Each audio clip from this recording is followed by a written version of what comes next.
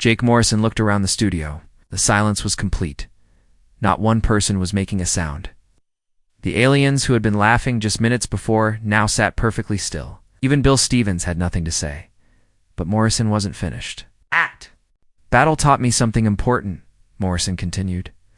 The galaxy sees humans as different from other species. They wonder why we're successful, why we make friends with former enemies, why we risk our lives for strangers. They think it's just human nature. Morrison walked toward the alien guests. Ambassador Vex, your people have been fighting the Drachnoids for 300 years. You've never made peace, even though the war has cost both sides millions of lives. Why is that? The tall blue alien looked uncomfortable. The Drachnoids attacked. Our colonies first, they cannot be trusted. And yet Morrison said, humans made peace with the Vex Empire in just 3 years. The same Vex Empire that destroyed 17 human colonies? How do you explain that? Ambassador Vex had no answer. Morrison turned to Dr. Hayes. Doctor, you're a scientist. You study alien biology. In your research, have you found any other species that regularly sacrifices itself for strangers? Dr. Hayes shifted in her seat. Well, no. Most species have strong self-preservation instincts. They protect their own kind, but not others. But humans do it all the time, Morrison said. Human soldiers die protecting alien colonies. Human doctors risk infection to treat alien diseases. Human engineers volunteer for dangerous missions to fix alien ships.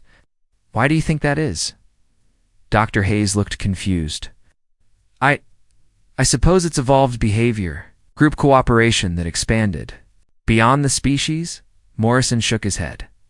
No, Doctor. Evolution doesn't explain why a human would die to save an alien child he's never met. Evolution doesn't explain why humans forgive enemies who have tortured their families. He walked back to the center of the studio. Galaxy calls it the human miracle. They say humans have an unusual ability to create peace and build alliances. They're right, but they don't understand why. Morrison looked directly at the cameras. The reason humans excel in space isn't because we abandoned our beliefs. It's because we live them. Bill Stevens finally found his voice. That's ridiculous. Plenty of non-religious humans serve in space. Plenty of atheists and agnostics sacrifice themselves for others. You're right, Morrison agreed. But where do you think those values came from? The idea that all life has equal worth, the belief that we should help the weak, the concept that enemies can become friends. These aren't natural, evolutionary instincts, Mr. Stevens. They're teachings that come from faith traditions.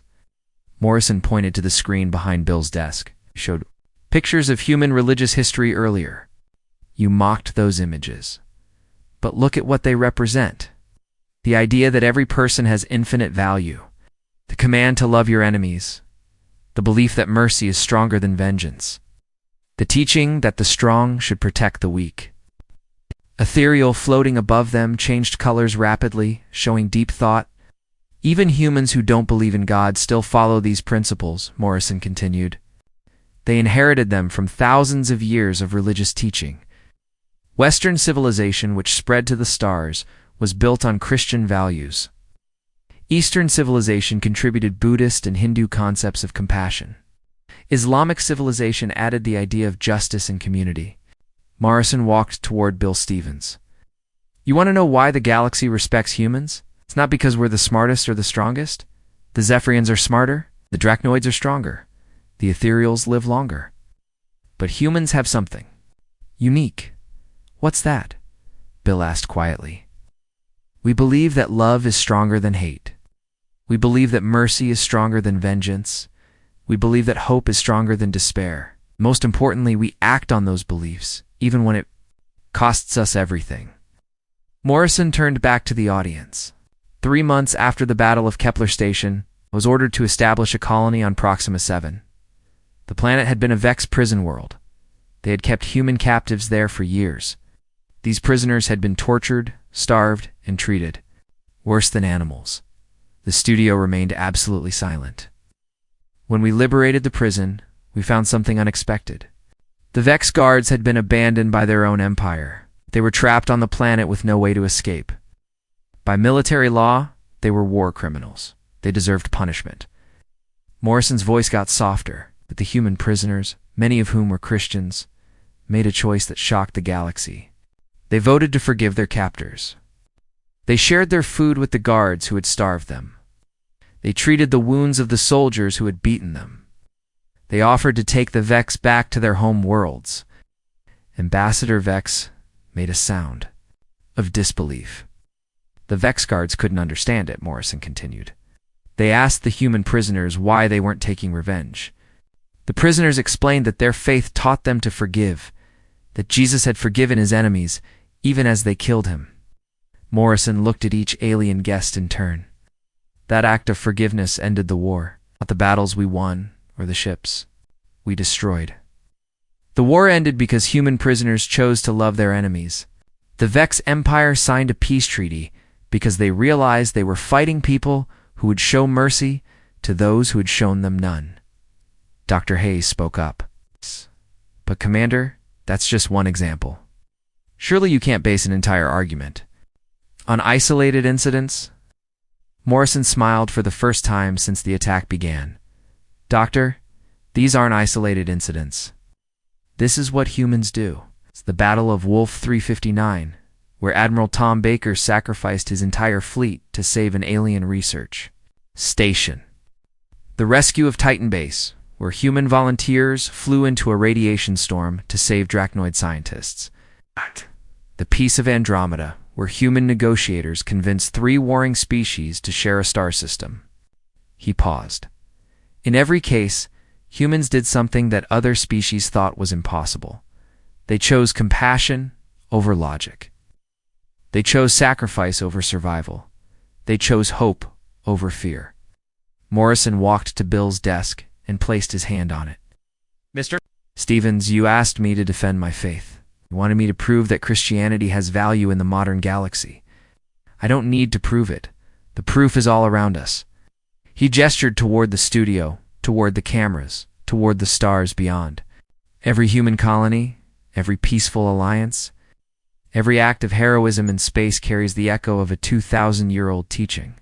Love your neighbor as yourself. Even if your neighbor has blue skin, or breathes methane, or looks like a cloud. The silence in the studio was now complete and profound. 4 billion viewers across the galaxy sat in their homes, on their ships, in their offices, and tried to understand what they had just heard. Morrison walked back to his chair and sat down calmly. You wanted to embarrass me by showing that I believe in ancient stories, he said to Bill Stevens. I'm not embarrassed. I'm proud that humans still remember how to love their enemies. I'm proud that we still believe mercy is stronger than vengeance. I'm proud that we still have faith in something greater than ourselves. He looked into the main camera one final time. The galaxy doesn't need humans to abandon their faith. The galaxy needs humans to keep being human. The silence stretched on and on. Jake Morrison sat quietly in his chair, waiting. Bill Stevens stared at his desk, his mouth slightly open. The alien guests looked at each other with confusion and wonder. In the audience, humans and aliens alike sat perfectly still. For the first time in 20 years of broadcasting, Bill Stevens had nothing to say. The cameras kept rolling. 4 billion viewers across the galaxy watched the silence. On human colonies throughout space, people gathered around screens felt something they hadn't felt in years. Pride. Not the kind of pride that looks down on others, but the kind that comes from understanding who you really are. On Mars colony, an old woman named Betty Chen wiped tears from her eyes as she watched. She had been a Christian all her life, but lately she had started to wonder if her beliefs were old-fashioned. Her grandchildren teased her about going to church. Her neighbors said religion was holding humanity back. But now, watching Commander Morrison, she remembered why she believed. On Europa Station, a young man named Danny Rodriguez sat in a bar with his friends. They had been making jokes about the religious people just an hour before. Now the bar was completely quiet. Danny thought about his grandmother, who had tried to teach him about Jesus when he was little. He had laughed at her then, wasn't laughing now, on a transport ship heading toward the Outer Rim. Captain Lisa Morgan turned off the communication she was writing to her daughter. She had been planning to tell the girl to stop wasting time with church stuff and focus on her studies. Instead, she decided to ask her daughter to teach her about faith. In the studio, Ambassador Vex was the first to break the silence. When he spoke, his voice was different from before, softer, more respectful. "Commander Morrison," he said slowly, "I need to ask you something. My people have been at war for centuries. We have enemies who hurt us badly. They've killed many of our children. How... How do we learn to forgive like humans do?" Morrison looked at the tall, blue alien with kindness. "Ambassador, forgiveness isn't easy for humans either. It goes against every natural instinct we have. But we learn that carrying hate only hurts the person who carries it. Forgiveness sets the forgiver free." The ethereal floating above them pulsed with gentle light. "Commander, you speak of hope being stronger than despair. My people live for thousands of years. We have seen so much sadness and loss that many of us have stopped caring about anything. How do humans keep hoping when everything seems dark?" "Because we believe that darkness is not the end of the story," Morrison replied. "We believe that light always returns.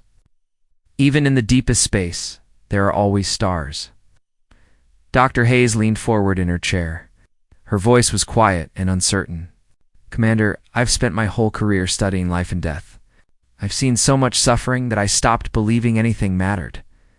But if what you're saying is true, if there really is purpose and meaning, ... there is," Morrison said gently. "Every life you save matters. Every person you heal is precious.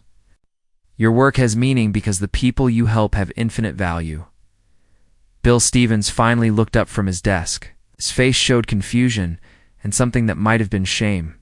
When he spoke, his voice was barely above a whisper. "I don't understand," he said. "I've spent my whole career attacking religion. I thought I was helping humanity grow up. Thought I was making us stronger." Morrison stood up and walked over to Bill's desk. Instead of looking angry or victorious, he looked sad. "Mr. Stevens, you weren't trying to hurt anyone. You were trying to help humanity find its place in the galaxy. But you made the same mistake. Many people make. You thought our strength came from what we left behind instead of what we carried with us." Bill stared at Morrison. "But the galaxy laughs at human beliefs.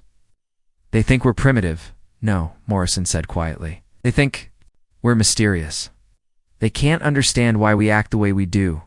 Tonight, some of them are beginning to understand." Morrison looked around the studio one more time. Silence was different now. It wasn't empty or uncomfortable. It was full of thought and wonder. "I want to tell you all something," Morrison said to the cameras. "I don't ask anyone to believe what I believe. Faith isn't something you can force or argue someone into. But I do ask this: don't be ashamed of the values that make humans special." We paused. "Whether you're Christian, Muslim, Jewish, Buddhist, Hindu, or any other faith, don't let anyone tell you that your beliefs are worthless. Whether you have no religion at all, but still believe in love and mercy and hope, don't let anyone convince you that these things don't matter." Morrison's voice grew stronger. "The galaxy needs what humans bring to it. They need our forgiveness, our compassion, our willingness to sacrifice for others. They need our faith that things can get better, that enemies can become friends, that love is stronger than hate." He looked directly into the main camera. "To every human watching this, whether you're on Earth or Mars or a ship between the stars, remember this: you don't need to apologize for believing in something greater than yourself. You don't need to be embarrassed about having hope. You don't need to hide your faith." Morrison walked back to his chair and sat down. "Mr. Stevens, thank you for having me on your show. I hope I've answered your questions." Bill Stevens nodded slowly. He seemed to be thinking very hard about something. Finally, he looked at the cameras. "Ladies and gentlemen, beings of all species," he said quietly, "I think we've all learned something tonight. I know I have." He paused and took a deep breath. "This concludes tonight's edition of Real Time with the Galaxy. Thank you for watching." The cameras stopped rolling. Studio lights dimmed, but nobody moved. The audience sat in their seats, still thinking about what they had heard. The alien guests remained in their chairs, looking at Morrison with new respect. Bill Stevens walked over to where Morrison was sitting. "Commander," he said, I owe you an apology. I was wrong to attack your faith. I was wrong about a lot of things. Morrison stood up and extended his hand. No apology needed, Mr. Stevens. You asked honest questions. I just tried to give honest answers. Bill shook Morrison's hand. Would you mind if I asked you more questions sometime? Not for the show, just for me. Morrison smiled. I'd be honored to talk with you anytime. As people began to leave the studio, something had changed forever. Not just in the minds of those who had been there, but across the galaxy. Humans watching the broadcast stood a little taller. Aliens looked at their human neighbors with new understanding. On a distant colony world, a young cadet named Tommy Blake opened his grandfather's old Bible for the first time in years. He had work to do tomorrow, protecting humanity's place among the stars. But tonight, he wanted to remember where that strength really came from. In the vast darkness of space, humanity's light burned brighter than ever before. Jake Morrison stood in the center of the studio. The lights made his worn military uniform look almost silver. His face was calm, but his eyes held the weight of 10 years of war. Everyone in the studio could feel that something was about to change. The Battle of Kepler Station happened 3 years ago, Morrison began. His voice was quiet, but it carried clearly through the silent studio. Kepler Station was a small mining colony on the edge of human space. 2,000 people lived there, miners, farmers, teachers, children. Good people trying to build a life on a distant world. Bill Stevens watched carefully. He expected Morrison to start talking about prayer and miracles. Instead, Morrison was telling a war story. The Vex Empire sent a fleet to take the station. They wanted the rare metals we were mining there. 10,000 Vex warriors and 50 ships. We had 200 defenders and 3 old patrol boats. Ambassador Vex shifted in his seat. He knew about the Vex Empire. They were his people's ancient enemies. The odds were 50-1 against us, Morrison continued. Our weapons were older. Our ships were slower. Our shields were weaker. By every military calculation, we should have been destroyed in the first hour. Morrison walked slowly around the studio as he spoke. His movements were graceful, like a man who had learned to be ready for anything. I was the senior officer, so the defense was my responsibility. I gathered the 200 defenders in the station's main hall. They were scared. Some were crying. Most had never been in a real battle before. The alien audience was listening. Now, they had stopped making jokes. War stories always got their attention. Among those 200 people were Christians, Muslims, Jews, Buddhists, and others who had no religion at all. Mr. Stevens would say that the religious people were the weak ones. He would say their beliefs made them less effective as soldiers. Morrison stopped walking and looked directly at Bill. He would be wrong. Bill frowned. This wasn't going the way he expected. When I told them we were outnumbered 50-1, the non-religious people despaired. They saw the mathematics of the situation. They understood that we were going to die. While some of them wanted to surrender immediately. Morrison's voice got stronger. But the people of faith did something different. They didn't ignore the odds. Saw them clearly, but instead of giving up, they found peace. The Christians prayed together. The Muslims faced toward earth and asked for strength. The Jews recited ancient words of courage. And then they picked up their weapons and prepared to fight. Dr. Hayes looked confused. But Commander, that doesn't prove anything. They were just using religion to cope with fear. No, Dr. Morrison replied. They were using faith to find strength that fear couldn't touch. Morrison turned to face the cameras. The battle lasted 18 hours. Wave after wave of Vex ships attacked us. Our shields fell, our weapons overheated, our ships were damaged and burning. By every logical measure, we should have been defeated. In the first few hours, the studio was completely silent now. Even the machines seemed to be humming more quietly. Something amazing happened. The people who had faith didn't fight like they were dying, fought like they were protecting something precious. The Christians said they were fighting for God's children. The Muslims said they were defending the innocent. The Jews said they were standing against evil. Morrison's voice grew passionate, and they fought differently because of it. When Sergeant Mike Johnson's gun jammed, he didn't panic.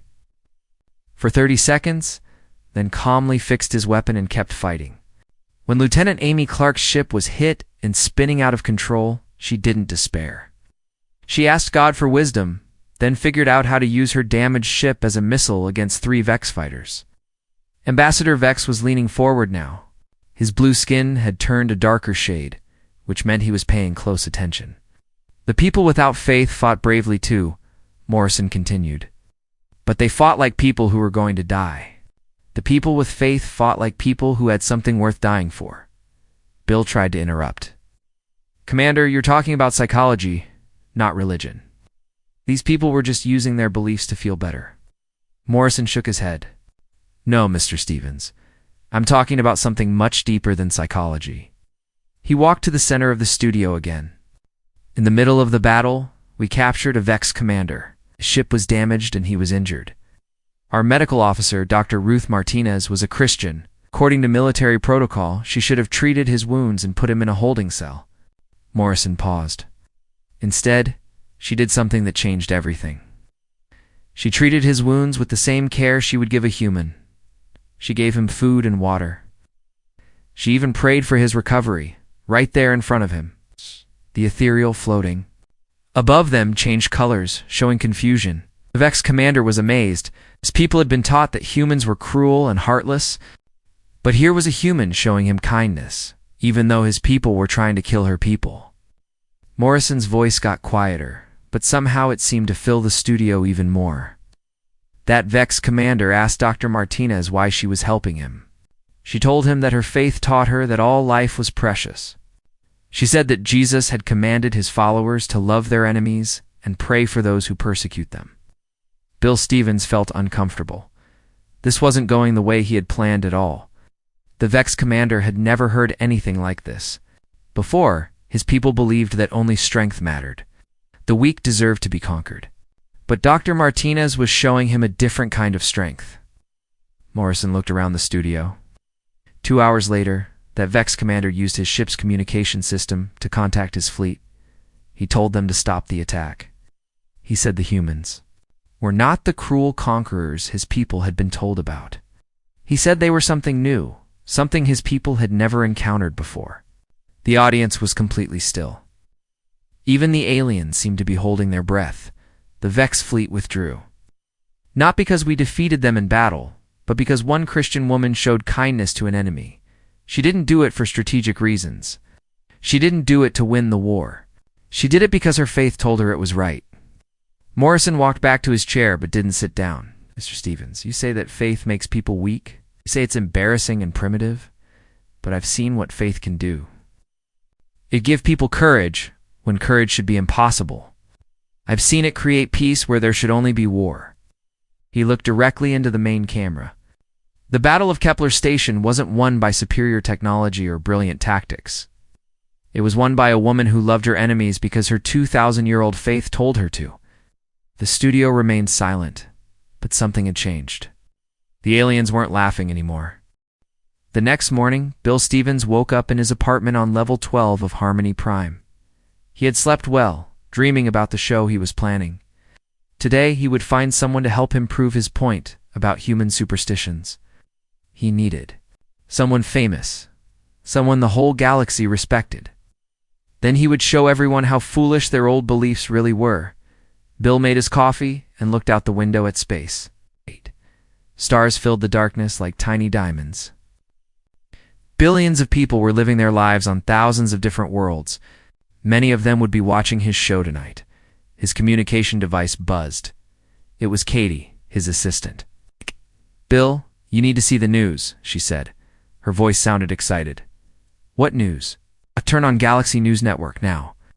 Bill grabbed his remote and switched on his wall screen. A female reporter was talking in front of a large spaceship.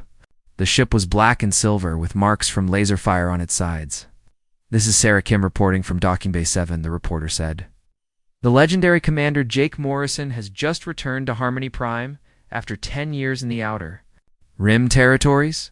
Morrison, known throughout human space as the Shield of Humanity, led the defense of 17 human colonies against the Vex Empire. Bill sat up straight. Jake Morrison was perfect. Everyone in the galaxy knew his name. He was a war hero, a brilliant military leader, and according to the stories, he had never lost a battle. The camera showed Morrison walking down the ramp of his ship. He was a tall man with dark hair and kind eyes. He moved slowly like someone who had seen too much fighting. Behind him walked 12 other soldiers, all looking tired but proud. "Commander Morrison," the reporter called out, "how does it feel to be back in civilized space?" Morrison stopped and looked at the camera. When he spoke, his voice was calm and deep. "It feels good to see peace again. The colonies are safe now. People there can live without fear. Is it true that you held off an entire Vex fleet with just 3 ships?" "My crew and I did what we had to do," Morrison said simply. "We had help from many brave people." Bill watched closely. Morrison seemed different from other military heroes. While soldiers liked to talk about their victories, Morrison acted like fighting was something sad that had to be done. "Commander, what are your plans now?" the reporter asked. "I need to report to Earth Command. After that, I don't know. Maybe I'll visit some old friends." The interview ended, and Bill turned off the screen. He was already making plans. Jake Morrison was exactly what he needed for his show. Famous hero who the whole galaxy respected. If Bill could get Morrison to admit that religious beliefs were foolish, it would be perfect television. Bill called Katie. "Did you see that? Jake Morrison? Yes, everyone's talking about it. He's like a living legend. I want him on the show." "Tonight, Bill, that's impossible. He just got back. Probably has meetings with military commanders and politicians." "Would he want to come on a talk show? Because I'm going to make him an offer he can't refuse. Contact his people. Tell them we want to do an interview about his time in the Outer Rim. People want to hear war stories." "What's your real plan, Bill?" Bill smiled. "You'll see."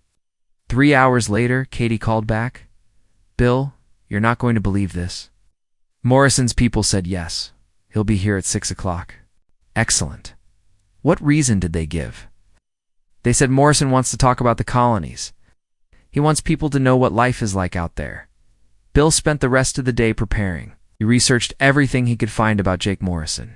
The man had an interesting background. He was born on Mars colony, joined the military at 18, and quickly became one of their best officers. He had degrees in engineering and philosophy. He spoke 4 human languages and 3 alien ones. But the most interesting thing Bill found was in an old interview from 5 years ago. A reporter had asked Morrison about his personal beliefs. Morrison had said that he was a Christian and that his faith helped him stay strong during difficult times. Perfect, Bill thought. A famous hero who still believed in fairy tales. At 5:30, Bill was in the studio, getting ready for the show. The audience was larger than usual. Word had spread that Jake Morrison would be appearing. Many people wanted to see the legendary commander in person. Bill Arya announced, "Commander Morrison has arrived. He's in the green room. How does he look?" "Tired but alert. He's reading a book." "What kind of book?" "It appears to be very old. Cover is worn and the pages are yellow." Bill grinned. Probably a religious book. This was going to be even easier than he thought. At exactly 6 o'clock, the show began. Bill introduced his regular segments and talked with his usual guests, but everyone was waiting for Morrison. Finally, after 30 minutes, Bill made the announcement. "Ladies and gentlemen, beings of all species, it's my honor to introduce a true hero of human space, Commander Jake Morrison." The audience erupted in cheers and applause. Morrison walked onto the stage slowly, nodding to the crowd. He sat down across from Bill and waited patiently for the noise to die down. "Commander Morrison," Bill began, "welcome to Real Time with the Galaxy. How does it feel to be back in civilized space after 10 years on the frontier?" "It's good to be somewhere safe," Morrison replied. "Out there, you never know what each day will bring." "Tell us about the Vex Empire. What was it like fighting them?" Morrison's expression grew serious. "The Vex are not evil beings. They were desperate. Their homeworlds were dying, and they needed new places to live. Fortunately, they chose to take what they wanted by force. But you stopped them. We found a way to make peace. The Vex are now our allies." They're helping to build new colonies for both our peoples. Bill nodded, but he was thinking about his real plan. The audience loved Morrison. They hung on every word he said. This would make his attack even more effective. Commander, you've seen the vastness of space. You've traveled to distant worlds and met alien civilizations. How has this changed your view of humanity's place in the universe? Morrison thought for a moment. It's made me realize how special we all are. Every species, every world, every life has value. But surely, Bill said, leaning forward, seeing all of this must have changed your personal beliefs. The universe is so big, so complex. It must be hard to hold on to the simple ideas you grew up with. Morrison looked at Bill carefully. What do you mean? Well, Bill said with a slight smile. I understand you're a religious man. The studio became very quiet. 4 billion viewers across the galaxy were watching. Everyone could feel that something important was about to happen. Bill Stevens had that look in his eyes that meant he was ready to attack. Jake Morrison sat calmly. In his chair, he had faced alien armies and deadly space battles, but he looked more careful now than he had when talking about war. Yes, Morrison said simply. I am a Christian. Bill smiled like a hunter who had just cornered his prey. That's fascinating, Commander. Here you are, one of the most educated and experienced humans alive. You've seen the vastness of space. You've met dozens of alien species. You've witnessed the power of science and technology. And yet you still believe in a 2,000-year-old story about a man who walked on water. Some people in the audience shifted uncomfortably, so others leaned forward, excited to see what would happen next. I do believe in Jesus Christ, Morrison replied quietly. But Commander, Bill continued, his voice getting louder, don't you think it's embarrassing? Here you are, representing humanity to the galaxy, and you're carrying around ancient superstitions like some primitive cave dweller. Morrison said nothing. He just listened. Bill turned to face the cameras. Ladies and gentlemen, this is exactly what I was talking about last night. Here's one of our greatest heroes, and he still believes in magic and fairy tales. Vex, the tall blue alien sitting nearby, made a sound that was like laughter. Is it true that humans used to think their planet was the center of the universe? He asked. Oh yes, Bill said enthusiastically. They thought everything revolved around their little world. They thought they were special, chosen by some invisible being in the sky. Dr. Linda Hayes from Mars Medical Center joined in. Commander Morrison, surely your scientific training has shown you that life is just chemistry and physics. No magic, no souls, no afterlife. We're just collections of atoms that learn to think. Morrison remained calm, but Bill could see something changing in his eyes. Commander Bill pressed on. You've seen aliens who are smarter than humans. You've seen creatures who live for thousands of years. You've seen entire civilizations that are millions of years older than Earth. How can you still believe that humans are somehow special to a cosmic deity? The ethereal guest, floating near the ceiling, changed colors to show amusement. Do humans really believe that the creator of the universe cares about their individual problems? It asked in its musical voice. They do, Bill laughed. They actually think that prayer works. They believe that talking to empty air will change reality. More aliens in the audience began making sounds of amusement. The Drachnoids hissed in what sounded like laughter. Even some humans in the crowd were smiling and shaking their heads. Bill felt he was winning. This was going exactly as he had planned. Commander Morrison, let me ask you directly. After everything you've seen, after all your experiences in space, don't you think it's time to grow up? Or don't you think it's time to abandon these childish beliefs and accept that we live in a universe without purpose or meaning? Morrison looked around the studio.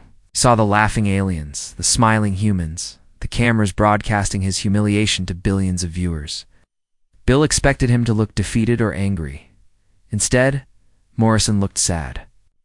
You want me to defend my faith? Morrison said slowly. I want you to be honest, Bill replied. I want you to admit that believing in ancient myths is beneath someone of your intelligence and experience. You think my beliefs make me look foolish? Think your beliefs make all of humanity look foolish? Bill said harshly.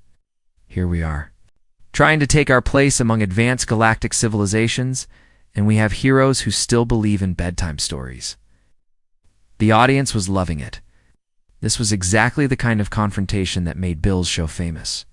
He was destroying the Reputation of a war hero on live television, and everyone was enjoying the spectacle? Ambassador Vex spoke again. On my world, we abandoned religious thinking 3,000 years ago. It was holding us back from scientific progress. Exactly, Bill said. Every advanced species has moved beyond superstition. Only humans still cling to these primitive beliefs. Dr. Hayes nodded. Commander, you seem like an intelligent man. Surely you can see that religion is just humanity's way of dealing with things they didn't understand. Now that we have science, we don't need those old stories anymore. Morrison was quiet for a long moment. The studio was completely silent except for the humming of the machines and the breathing of the audience. You want me to abandon my faith? Morrison said finally. I want you to embrace reality, Bill replied. You think my faith is embarrassing to humanity? I think your faith is embarrassing to you. Morrison nodded slowly. I see. You believe that my Christianity makes me weak, ignorant, and primitive? Believe it makes you all of those things, Bill said with satisfaction. And you believe that? Humans would be better without religion. I believe humans would be more respected by other species if we stopped acting like we believe in magic. Morrison looked directly at Bill. For the first time since the attack began, he seemed to be getting ready to fight back. You want me to prove that my faith is worthless? Morrison said. I want you to prove that it has any value at all, Bill challenged. The entire galaxy was watching. Right. In homes and bars and public spaces across thousands of worlds, people were gathered. Around screens, human colonies were paying special attention. Many of them had churches and mosques and temples. Many of them still prayed and read ancient books and believed in something greater than themselves. Morrison stood up slowly. The studio became even quieter, if that was possible. Mr. Stevens, Morrison said, his voice calm but strong. You want me to defend my faith? You want me to explain why I still believe in Jesus Christ after everything I've seen in space? That's right. You want me to justify my beliefs to you and to the galaxy? I want you to try. Morrison looked around the studio one more time. Saw the expectant faces, the cameras, the lights. He saw Bill Stevens waiting for him to either give up or make a fool of himself trying to defend the indefensible. Very well, Morrison said. But I won't defend my faith the way you expect me to. I won't quote scripture or make theological arguments. Instead, I'll tell you what I've learned about Christianity during my 10 years in the Outer Rim. Back in his chair, confident that whatever Morrison said would only make him look more foolish. I'll tell you about the Battle of Kepler Station, Morrison continued. And I'll tell you what happened when 200 humans faced 10,000 Vex warriors. I'll tell you about the power of faith when everything else has failed. The studio waited. The galaxy watched. Jake Morrison prepared to change everything. The lights in the massive space station called Harmony Prime were always bright.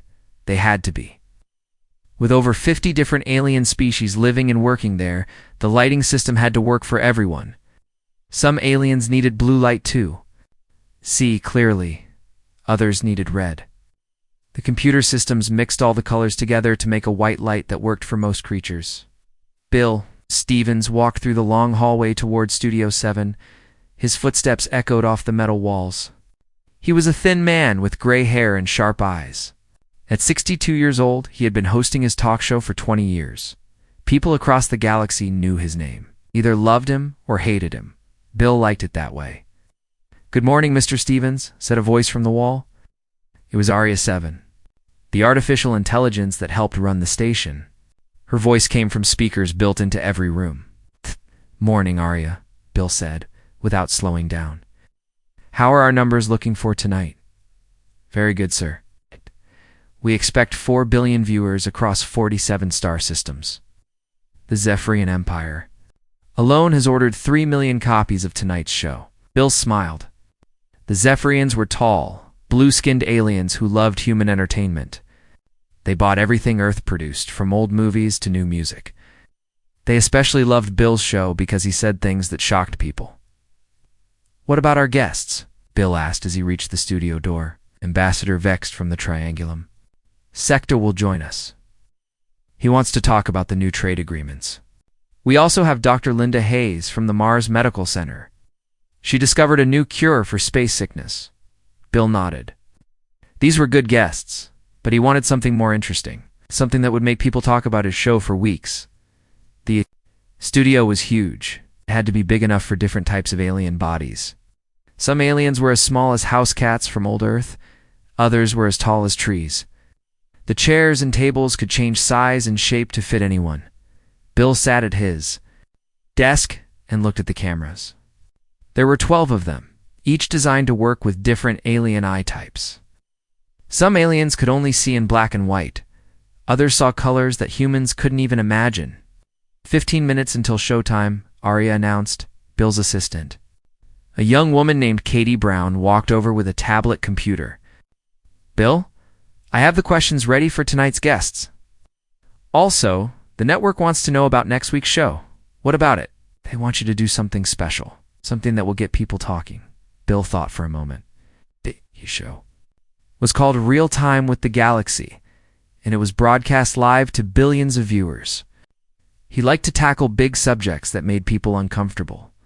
Religion was always a good topic for that. You know what, Katie? I think it's time we talked about humanity's past. The embarrassing parts.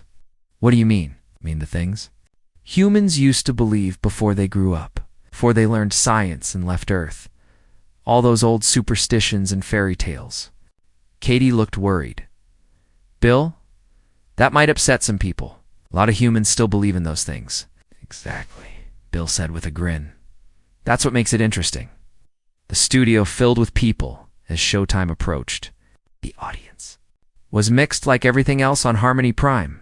There were humans, of course, but also Zephyrians with their blue skin and silver eyes. There were Drachnoids, who looked like lizards but were actually very smart. There were even a few ethereals, floating creatures that looked like clouds but could think faster than any computer. 5 minutes, Arya announced. Bill straightened his tie and checked his appearance on the monitor. He had been doing this for so long that he never felt nervous anymore. Tonight would be easy. He would talk about how humans had grown beyond their primitive beliefs. The alien audience would find it fascinating. They always did when humans talked about their own flaws. Good evening, Galaxy, Bill said as the cameras went live. I'm Bill Stevens, and welcome to another edition of Real Time with the Galaxy. The audience clapped. Some aliens made different sounds instead of clapping. The Drachnoids hissed to show approval. The ethereals changed colors. Tonight we're going to talk about something that I think needs to be discussed. Human evolution. Not the biological kind, but the mental kind. How humans grew up and left behind their childish beliefs. Bill clicked a button on his desk. A large screen behind him showed pictures from old Earth. There were images of churches, temples, and mosques. Pictures of people praying and reading. Ancient books. These are images from Earth's past. Back when humans believed in magic and invisible beings in the sky. When they thought that saying words to empty air would change reality. When they believed that a single book written thousands of years ago contained all the answers to life's questions. Some of the aliens in the audience made sounds of amusement. They'd heard about these old human beliefs before, but they still found them funny. Now, I want to be clear, Bill continued. I'm not attacking anyone personally. I'm just pointing out how far humanity has come. Look at us now. We travel between stars. We've cured diseases that used to kill millions. We've made friends with dozens of alien species. And we did all of this by abandoning superstition and embracing science. The screen showed more images. Ancient paintings of angels and demons. Statues of gods and goddesses. People gathered in large groups, all looking up at the sky as if expecting something to happen. The funny thing is, Bill said, some humans still cling to these old beliefs. Even today, in the year 2387, there are humans who carry around ancient books and talk to invisible friends. They still think that somewhere out there, beyond all the stars we've explored, beyond all the galaxies we've mapped, there's an old man with a beard who cares about what they had for breakfast. The audience laughed. Even some of the humans in the crowd were smiling and nodding. But here's what I find most embarrassing, Bill continued. Some of these believers are important people. Scientists, military officers, even politicians. Who should know better? People who have seen the universe and should understand that we're just a tiny part of something much bigger. There's no plan, no purpose, no cosmic meaning. There's just us, trying to make the best of things. Bill looked directly into the main camera. Tomorrow night, we're going to explore this topic more deeply. I'm going to show you exactly what. I mean, trust me, you won't want to miss it. The show continued with the regular guests, but Bill's mind was already planning for tomorrow. He had an idea that would make television history. He just needed to find the right person to make it work.